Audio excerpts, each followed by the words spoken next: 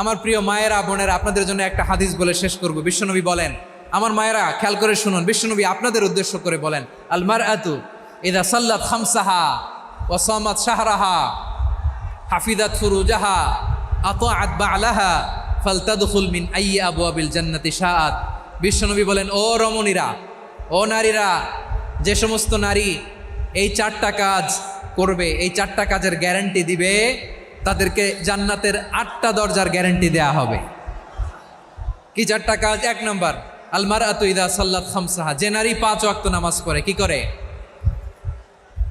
জেলা স্টেডিয়ামে অবস্থানরত আমার নারীরা বোনেরা, বিশ্বনবী আপনাদেরকে 4টা কাজের কথা বলেছেন, খুব বেশি না।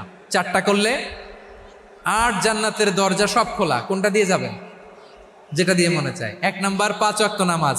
আমার বোনেরা জোহরের নামাজ পড়তে পড়তে এটা আসরে নিয়ে যায়, আসর পড়তে পড়তে এটা মাগরিবে নিয়ে যায়। এরকম আসরে নাই, লালমনিরহাটে হয়তো নাই।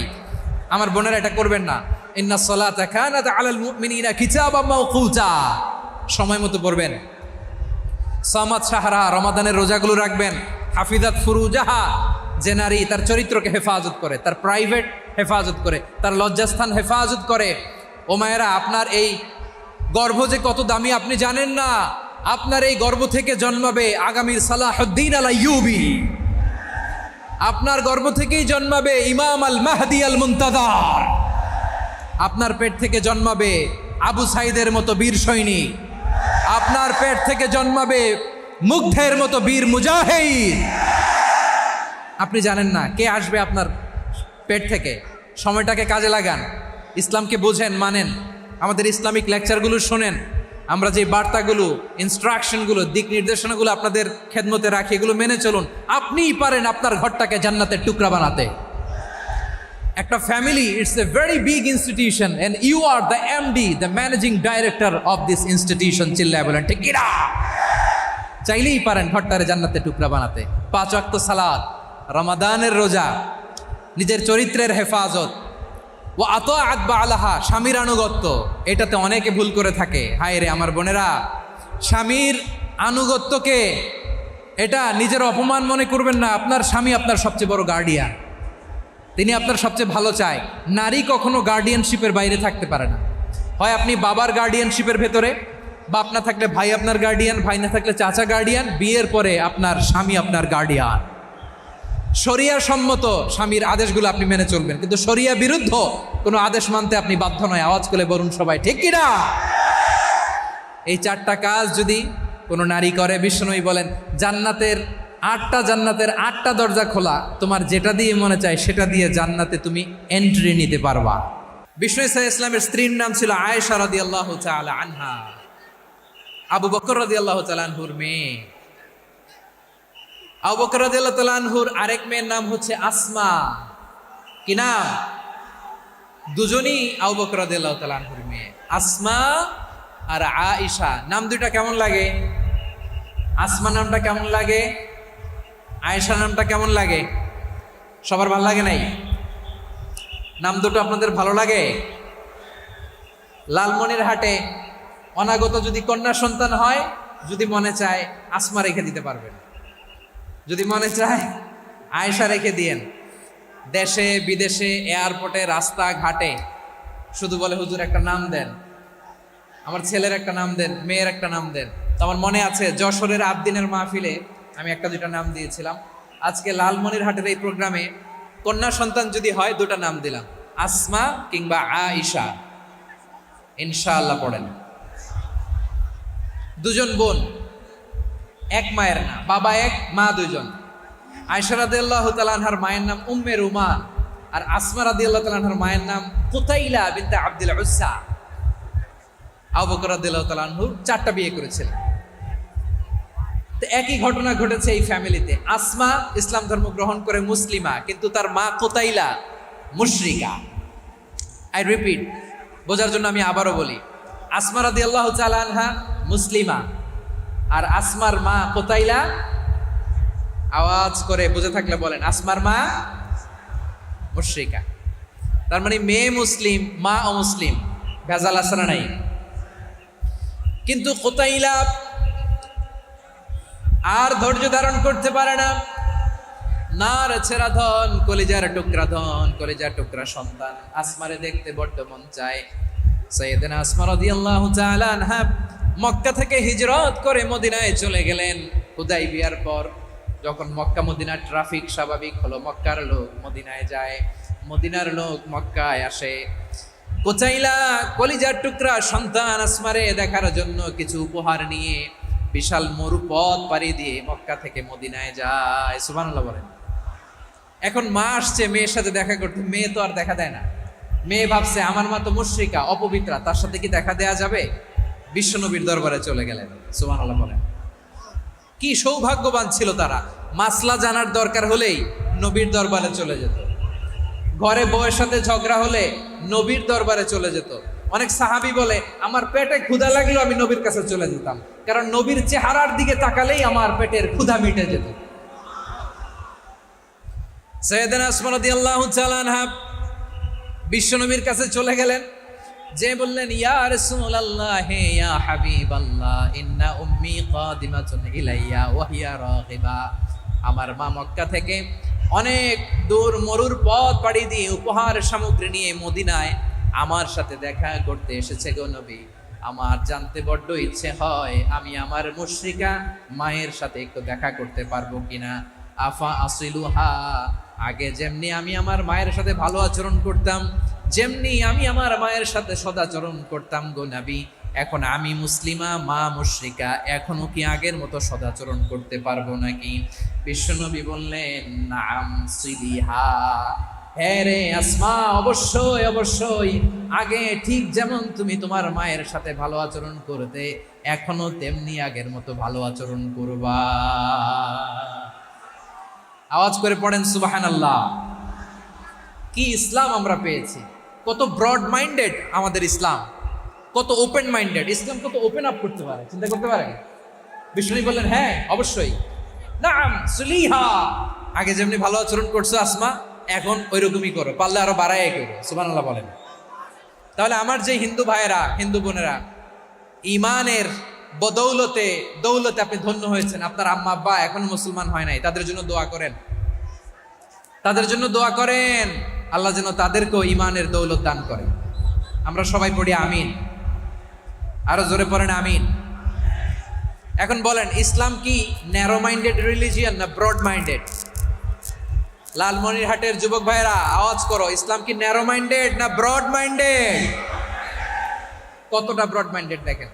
বিশ্বনবী সাল্লাল্লাহু আলাইহি সাল্লাম অমুসলিমরা যদি নবীকে উপহার দিত ওই উপহারও বিশ্বনবী গ্রহণ করতেন। সুবহানাল্লাহ পড়েন। আপনার অমুসলিম বন্ধু যদি উপহার দেয় সেটাও আপনি নিতে পারবেন, যেটা নেওয়া জায়েজ। কিন্তু আপনার বন্ধু যদি আপনার মদের বোতল দেয় নিতে পারবেন? হ্যাঁ, মদের বোতল দিলে পারবেন। আপনার বন্ধু যদি আপনার পর্ক দেয়, পর্ক শুকরের গোশত মিশ্রিত কোনো খাবার, ওটা নিতে পারবেন না। হালাল যে কোনো জিনিস নিতে পারবেন। বিশ্বনবী সাল্লাল্লাহু আলাইহি ওয়াসাল্লাম অমুসলিমদের দেয়া হাদিয়া গ্রহণ করতেন। কেমন নবী ছিলেন, আমার নবীরে চিনে নেন, আমার নবীর অ্যাটিটিউড জেনে নেন। বিশ্বনবী সাল্লাল্লাহু আলাইহি ওয়াসাল্লাম যখন কোনো জনপদে যেতেন 3টা অপশন নিয়ে যেতেন। প্রিয় ভাইয়ের আওয়াজ করে বলতে হবে, কোনো জনপদে গেলে আমার নবীর অপশন থাকতো কয়টা? আমার মতো 3 আঙ্গুল উঁচু করে দেখান আর বলুন আমার নবী কোনো জনপদে গেলে কয়টা অপশন নিয়ে যেতেন? 1 নাম্বার অপশন আসলিম তাসলাম। নতুন এলাকায় গেলে বলতেন আসলিম তাসলাম, ইসলাম ধর্ম গ্রহণ করো, শান্তিতে থাকবা, আমার ভাই হয়ে যাবো, আমরা ভাই ভাই, ইসলাম মানো, আমরা ভাই ভাই। অপশন নাম্বার কত? 1। যদি বলে না ইসলাম মানবো না, ওকে, অপশন নাম্বার 2, মুসলিম হওয়ার দরকার নাই, লা ইকরাহা ফিদ্দিন, ইসলামে কোনো বাড়াবাড়ি নাই। খ্রিস্টান আসো থাকো, বৌদ্ধ আসো থাকো, ইহুদি থাকতে চাও থাকো, কিন্তু আমরা যেহেতু রিজিওনাল সুপার পাওয়ার, আমাদের আন্ডারে থাকো, ট্যাক্স দিয়া থাকো, এটার বলে জিজিয়া। আলেম যারা আছেন বুঝবেন এটার আরবিতে কি বলে, জিজিয়া। You pay us the tax, we will give you the security. তোমরা ট্যাক্স দিবা, আমরা সিকিউরিটি দিব। ইসলাম মানব, শান্তিতে থাকবা, ভাই ভাই, আমরা ভাই ভাই। অপশন নাম্বার 2, ট্যাক্স দাও, আমরা নিরাপত্তা দিব, মুসলিম হওয়া লাগবে না। এখন 1 নাম্বারও মানে না, 2 নাম্বারও মানে না, মুসলিম হবো না, ভালো, খ্রিস্টান থাকো, ট্যাক্স দাও, আমরা সিকিউরিটি দিব না, এটাও মানি না। বিষ্ণু বলেন, তাহলে তলোয়ার আমাদের আর তোমাদের মাঝে ফায়সালা করবে। মুসলিমও হবে না, ট্যাক্স দিবা, নিরাপত্তা দিব, আমরা সুপার পাওয়ার, আমাদের আন্ডারে থাকবে, এইটাও না। তাহলে তোমাদেরকে তো আমরা বিশ্বাস করতে পারি না, কখন না কখন বিশ্বাসঘাতকতা করো, কার সাথে মিলে হাত মিলাও, তলোয়ার আমাদের মাঝে ফায়সালা করবে। তখন তিনি জেহাদের সশস্ত্র সংগ্রামের ঘোষণা দিতেন। সুবহানাল্লাহ পড়েন। দেখেন, পশ্চিমারা জেহাদকে এইভাবে চিত্রায়িত করে না। ওরা জেহাদ বলতে বুঝায় তলোয়ার, হাত কাটো, গলা কাটো না। জেহাদ সশস্ত্র সংগ্রাম 3 নম্বরে। অধিকাংশ ক্ষেত্রেই বিশ্বনবীর সুন্দর আচরণ দেখে, আরে আমার নবীর যে নুরানি চেহারা, অনেকে তো কেবল সিরেফ চেহারাটা দেখেই কালিমা পড়ে মুসলমান হয়ে গিয়েছে। যারা মুসলিম হয় নাই তারা তাদের ইসলামেই বলবৎ ছিল, ট্যাক্স দিয়ে ইসলামের আন্ডারে ছিল। যারা এটাও মানে নাই ওইটাও মানে নাই, তাদের বিরুদ্ধে জেহাদ। বিষ্ণু ইসলাম 7ম হিজরিতে যখন খায়বার বিজয়ের পরে ইসলাম রিজিওনাল সুপার পাওয়ার হিসেবে আত্মপ্রকাশ করলো, বিশ্বনবী চিঠি লিখলেন অন্যান্য সুপার পাওয়ারের কাছে, রাষ্ট্রীয় চিঠি লেখে এক রাষ্ট্রপ্রধান আরেক রাষ্ট্রপ্রধানের কাছে। ঠিক কিনা বলেন? জানেন না আপনারা? এই যে 24-এর ছাত্র নাগরিক অভ্যুত্থানে, এই অভ্যুত্থান যখন শুরু হয়, আমি তখন সাউথ আফ্রিকাতে একটা স্ট্যাটাস দিয়েছিলাম, কোটা নয় গোটা দেশ সংস্কার করা লাগবে। শুধু বাংলাদেশ নয়, সারা বিশ্বের বাংলা ভাষাভাষী লোকেরা এই আন্দোলনের সাথে সমর্থন তারা করেছে, এটাকে সাপোর্ট করেছে, তারা সমর্থন দিয়েছে। আমাদের ইউনাইটেড আরব আমিরাতের বাংলাদেশি ভাইয়েরা, তারা সেখানে রাস্তায় নেমে এসেছিল। জানেন, ওইখানে ডেমনস্ট্রেশন করা যায় না, সেখানকার সরকার তাদেরকে যাবজ্জীবন দিয়েছিল। তখন আমাদের এই যে প্রধান উপদেষ্টা ডক্টর মোহাম্মদ ইউনূস সরাসরি G2G বলে, এটা G2G, government to government, G2G, উনি চিঠি লিখলেন যে তাদেরকে, ইউর হাইনেস, হে সম্মানিত আমির, আপনি আমার এই চিঠির কারণে আমার সম্মানে এই 53 জন বাংলাদেশিকে মাফ করে দেন। এই চিঠির বদৌলতে বেকসুর খালাস পেয়ে গিয়েছিল আমাদের ভাইরা। জানেন না এই ঘটনা আপনারা? তাহলে গভর্নমেন্ট টু গভর্নমেন্ট চিঠি দেওয়া হয়। 7ম হিজরিতে বিষ্ণু ইসলাম সব সুপার পাওয়ারের কাছে চিঠি দিলেন, রোমান সম্রাটের কাছে, পারস্য অধিপতির কাছে, মিশরের অধিপতির কাছে, সবার কাছে চিঠি লিখলেন। চিঠির ভাষা ছিল এরকম, মিন মুহাম্মাদিন রাসূলিল্লাহ ইলা মুকাওকিস আযীমিল কিবত, মুহাম্মদ রাসূলুল্লাহর পক্ষ থেকে মিশরের বাদশার কাছে, আসলিম তাসলাম, ইসলাম মানো শান্তিতে থাকবা, সালামুন আলা মান ইত্তাবাআল হুদা, শান্তি তার জন্য যে হেদায়েতের অনুসরণ করে। সুবহানাল্লাহ পড়েন। তো এই চিঠি অনেকে ভালোভাবে রিসিভ করেছে। অনেকে এই চিঠি পাওয়ার পরে নবীর কাছে আবার ইন রিটার্ন উপহার পাঠিয়েছে। কি পাঠিয়েছে? উপহার। মিশরের বাদশাহ মুকাওকিস, তিনি বিশ্বনবীকে বিশাল এক উপহারের ডালি পাঠিয়েছেন। মিশরের বাদশাহ মুকাওকিস ছিলেন ধর্মে খ্রিস্টান। লালমনিরহাটের ভাইয়েরা আওয়াজ করে বলেন, মিশরের বাদশাহ ধর্মে কি ছিল? খ্রিস্টান। কি উপহার দিয়েছিল আমার নবীকে? শুনতে মনে চায়? আওয়াজ নাই লালমনিরহাটের গলায়, শুনতে মনে চায়? 1000 স্বর্ণ মুদ্রা, 1000 স্বর্ণ মুদ্রা। 2টা খ্রিস্টান দাসী, একজনের নাম মারিয়া বিনতে শামউন আল কিবতিয়া, আরেকজনের নাম সিরিন বিনতে শামউন আল কিবতিয়া। একজন খ্রিস্টান দাস 20 থান কাপড় জামা বানানোর জন্য, আমরা নবী যেন সেলাই করে জামা বানাতে পারে, এজন্য 20 থান কাপড়, 20 থান ফাইন গার্মেন্ট। সুবহানাল্লাহ পড়বেন না? এরপরে একটা গাধা, যেটার নাম ছিল উফাইর, আর একটা খচ্চর, এটার নাম ছিল দুলদুল। খচ্চর চিনেন? গাধা আর ঘোড়ার ক্রসিং এ যে প্রাণীটা দুনিয়াতে আসে, ওটার খচ্চর বলে। তো এই যে সুপার পাওয়ার খ্রিস্টান বাদশার কাছে নবী চিঠি লিখলেন, ওই খ্রিস্টান বাদশাহ আমার নবীকে উপহার দিল। বিশ্বনবী এই উপহারগুলো সানন্দে গ্রহণ করেছে। সুবহানাল্লাহ পড়বেন না? তাহলে অমুসলিম কেউ যদি আপনাকে উপহার দেয়, হালাল উপহার হলে আপনি গ্রহণ করতে পারবেন। অনুরূপভাবে পারস্যের বাদশাহ, রোম সম্রাট বিশ্বনবীকে উপহার পাঠিয়েছেন। আমার নবী সবগুলো উপহার, গিফট গ্রহণ করেছেন। সুবহানাল্লাহ বলেন। তাহলে প্রিয় লালমনিরহাট, আওয়াজ করে বলুন, ইসলাম কি ন্যারো মাইন্ডেড রিলিজিয়ন না ব্রড মাইন্ডেড? আম্মাজান আয়েশার কাছে মাসালা জানতে চায় মেয়েরা, হে আম্মাজান, অগ্নি উপাসকেরা তাদের ঈদের দিন নওরোজের সময় আমাদেরকে পাখি দেয়, নেওয়া যাবে? উনি বললেন ওরা জবাই করে দিলে নেওয়া যাবে না, কিন্তু ওরা যদি ফলমূল এরকম খাবার দেয় এগুলো নেওয়া যাবে। তার মানে অমুসলিমদের দেয়া উপহার এটা গ্রহণ করা যায়। সুবহানাল্লাহ বলেন। শুধু তাই নয়, বিষ্ণু ঈসা ইসলাম অমুসলিমদের সাথে আর্থিক লেনদেনও করেছেন, ফিনান্সিয়াল ডিলিং করেছেন। অমুসলিমদের সাথে প্রয়োজনে আপনি ফিনান্সিয়াল ডিলিং করতে পারবেন। আমরা প্রায় দেখি বাজারের মিষ্টির দোকানগুলো আমার হিন্দু ভাইদের। লালমনিরহাটে মিষ্টির দোকান, দইয়ের দোকান কারা চালায়? হিন্দুরা চালায় না। তারপরে যে বারবার শপ, চুল কাটে যে নাপিত, অধিকাংশ নাপিতের দোকানে কারা? আমার হিন্দু ভাইরা। আপনি চুল কাটতে পারবেন কিনা? বলেন, পারবেন। তার দোকান থেকে দই মিষ্টি কিনতে পারবেন কিনা? হ্যাঁ, আমার মুসলিম ভাইয়ের দোকান থাকলে ওইটার আমি বেশি প্রায়োরিটি দিব, ঠিক কিনা? কিন্তু যদি তাদের সার্ভিস নিতে চান, প্রোডাক্ট নিতে চান, পারবেন। তার দলিল সহিহ বুখারী, আম্মা জান আয়েশা রাদিয়াল্লাহু তাআলা আনহা বলেন, ইশতারা রাসূলুল্লাহ সাল্লাল্লাহু আলাইহি ওয়াসাল্লাম মিন ইয়াহুদিন তুআমান ওয়া রাহানাহু দিরআহু মিন হাদিদ। রাসূল সাল্লাল্লাহু আলাইহি ওয়াসাল্লাম এক ইহুদির কাছ থেকে, কার কাছ থেকে? সবাই বলে নাই, কার কাছ থেকে? আমার নবী, পেয়ারা নবী এক ইহুদির কাছ থেকে জব কিনেছিল। জব, বার্লি, যেটা দিয়ে রুটি বানায়।